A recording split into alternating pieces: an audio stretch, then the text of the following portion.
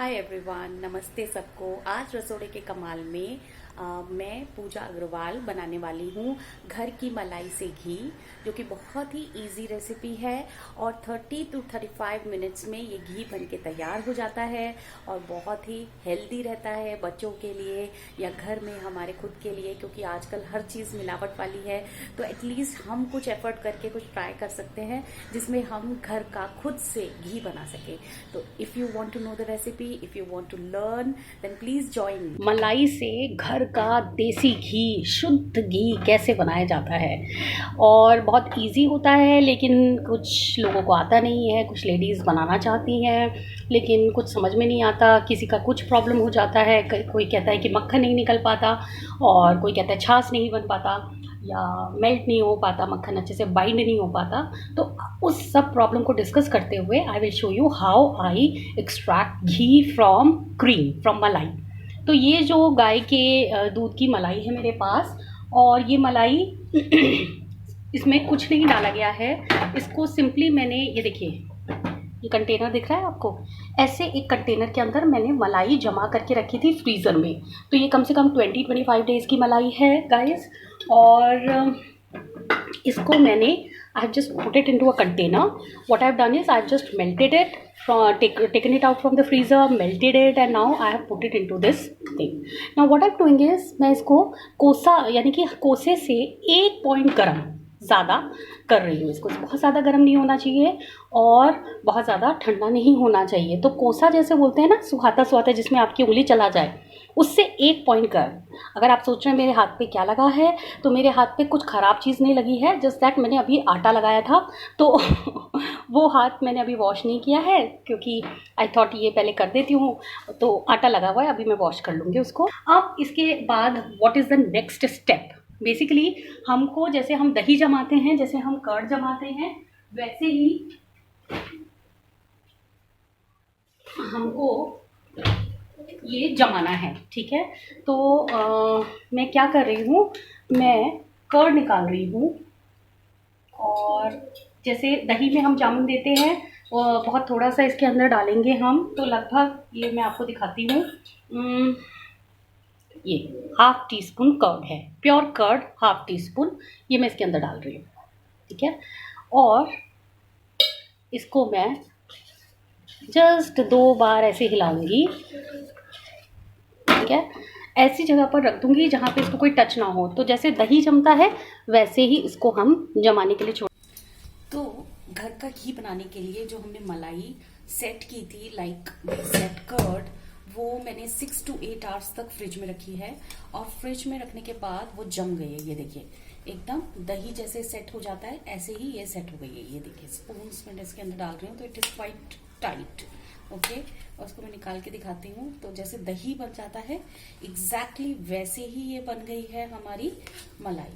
तो now the next step would be to put this cream in the jar. ठीक है, हम अपने मिक्सर के जार में इसको ट्रांसफर कर रहे हैं। See, it's a jar, it has nothing, and I am transferring this whole cream into this jar.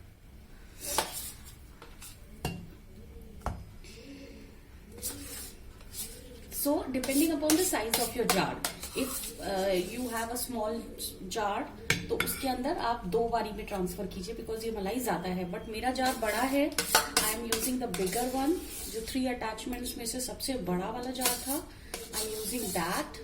तो हम इस मलाई को ट्रांसफर कर रहे हैं इस जार में। ठीक है,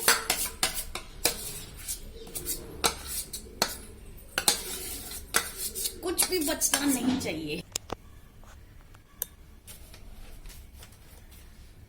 और हमने अब सिर्फ मिक्सर को चलाना है बहुत थोड़ी देर के लिए। ठीक है, जब तक ये टाइट हो जाएगा, एकदम ऐसा लगेगा जैसे कि अब mixer, you can not run the mixer any more. तो दैट मीन्स बटर निकल रहा है। तो अभी ये लिक्विडी लिक्विडी सा है, और मैं दिखाती हूँ आपको।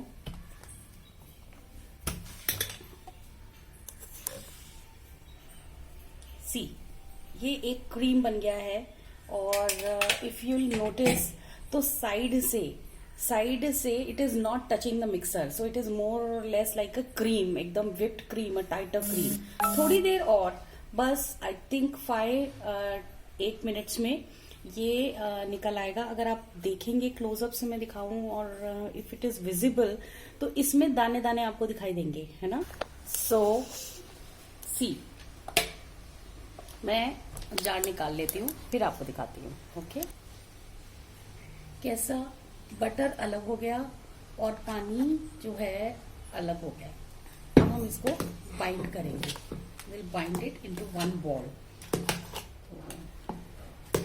एक तरफ इकट्ठा करके ये देखिए,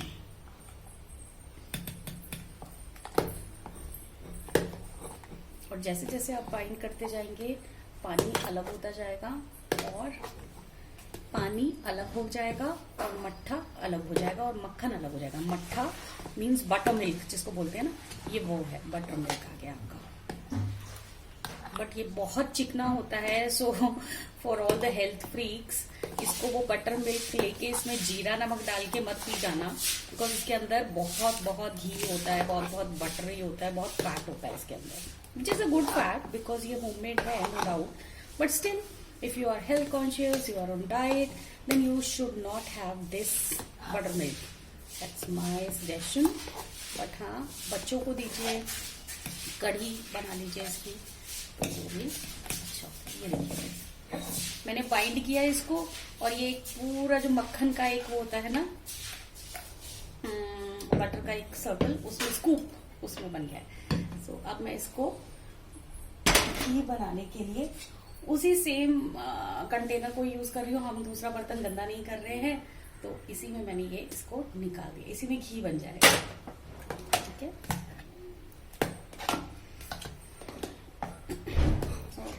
मैं नहीं चाहती कि कोई और बर्तन खराब हो इसलिए I am using the same container. Okay, ये देखिए बटर देख रहे हैं आप। अभी मैं आपको दिखाऊंगी कि टोटलिटी में कितना बटर निकला with the malai of 20-25 days, and then we will see कि कितना घी निकला। ठीक है, वो भी हम देखेंगे। तो इसको बाइंड करके मैं लिक्विड सारा जार में वापस डाल देती हूँ।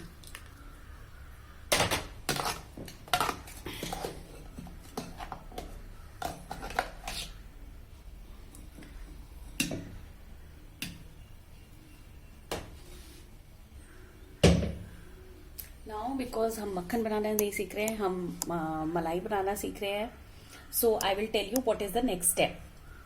So guys, one thing you have to just note here that इसमें हम जो घी बना रहे हैं उसको हमें हमेशा सिम पे ही बनाना है, तेज गैस पे नहीं बनाना, क्योंकि ये बहुत जल्दी जल जाता है।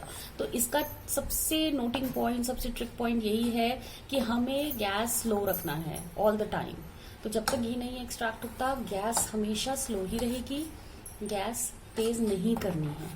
ठीक है, और अगर आप ज्यादा पुरानी मलाई नहीं रखेंगे तो आपका जो घी है बनते वक्त जो स्मेल आती है, वो कई लोगों को बड़ा लगता है कि अरे यार घी बनाओ, पूरे घर में एक अजीब सी स्मेल, एक अजीब सी महक सी हो जाती है। तो वो स्मेल नहीं होती है, अगर वो तभी होती है अगर मलाई बहुत पुरानी होगी। अगर मलाई ताजी है, फ्रेश है, 20-25 डेज तक की है, तो वो स्मेल नहीं होती। सेकेंड थिंग, घी बटर बनाने के लिए हमेशा याद रखिए कि मलाई जो हमें मिक्सर में, जार में डालनी है, जो मैंने आपको अभी डालकर दिखाई है, वो मलाई बिल्कुल ठंडी होनी चाहिए। इंस्टेंट एकदम फ्रिज से निकाल के उसको डालना है। अगर आप ऐसा नहीं करेंगे तो हो सकता है बटर निकलने में देर लगे। जितनी जल्दी मेरा बटर निकल गया है वो इसीलिए निकला है क्योंकि मलाई ठंडी थी। अगर मलाई गर्म होती या नॉर्मल रूम टेम्परेचर की मलाई में लेती तो मक्खन नहीं बाइंड होता इतनी जल्दी, और इतनी जल्दी वो दाने दाने भी नहीं बनते। और दूसरी बात ये है कि मुझे बर्फ या ठंडा पानी ये सब डाल के बड़ी हैसल उठानी पड़ती उस मक्खन को निकालने के लिए, उस बटर को उसको बाइंड करने के लिए, क्योंकि वो फिर अदरवाइज एक क्रीम की तरह विप होती जाती लेकिन बटर एक्सट्रैक्ट नहीं होता। So the main trick point is that you have to take malai which is straight from the fridge. तो ठंडी एकदम मलाई लेंगे जो बिल्कुल फ्रिज से बाहर निकली हुई होगी। एंड सेकेंडली, जब घी बनाएंगे, बटर बनाने के लिए ठंडी मलाई और घी बनाने के लिए सिम गैस, स्लो पे बनाना है। ओके, तो ये लगेंगे, इसको 20-25 मिनट्स लगेंगे। And then you will see, I will show you कि कैसे उसको पहचानना है आपको कि अभी it is the ghee is done. Okay, I will show you that also. जब तक इसमें झाग आ रहे हैं, इट मीन्स इसमें पानी है, इसमें जो है मट्ठा है, और यही है कि अभी आप देख रहे हो झाग है इसके अंदर, है ना, और नीचे आपको येलोइश दिखाई दे रहा है। जब इसके झाग बिल्कुल हट जाएंगे, which will take good 20-25 minutes, उसके बाद सिर्फ ये येलोइश ट्रांसपेरेंट घी रह जाएगा। तो तब हम इसको कहेंगे कि हमारा बन गया है, and I will show you, और गैस बंद कर देंगे।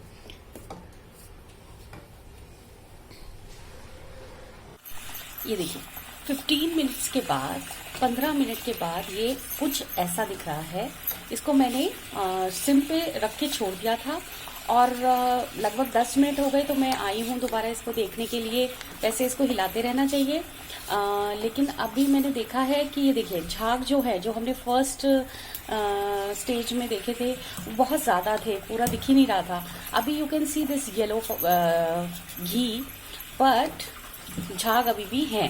तो हम इसको और थोड़ी देर के लिए छोड़ेंगे, और ये जो ये है, ये वेस्ट है बेसिकली, जो हमको बाद में फिल्टर करके उसको स्ट्रेन करके फेंकना होगा। तो I will show you the entire process, but this is how it looks after 12-10 minutes of being on slow gas. So अभी ये घी जो है वो ठंडा हो गया है, एंड नाउ अभी भी वैसे तो गर्म है, पर उतना गर्म नहीं है। तो अब मैं इसको स्ट्रेन करने वाली हूँ, because it's been long, I have been waiting to finish my work. What I am going to do is, देखिए ये मैंने एक छलनी ली है, और एक ये खाली साफ कंटेनर लिया है। जो भी कंटेनर हम घी स्टोर करने के लिए लेंगे, जस्ट मेक श्योर कि वो गीला ना हो, बिकॉज अगर वो गीला होगा या जरा सा भी पानी का उसमें ड्रॉप होगा, तो उसको घी खराब होने का पॉसिबिलिटी है। So we don't want that, we want to store our homemade ghee. इसलिए मैं अब देखिए, अब मैं स्ट्रेन करने जा रही हूँ इसको, and because I think I can handle, तो मैंने इसको उठा लिया है, अदरवाइज धीरे धीरे से हम इसको स्ट्रेन करेंगे।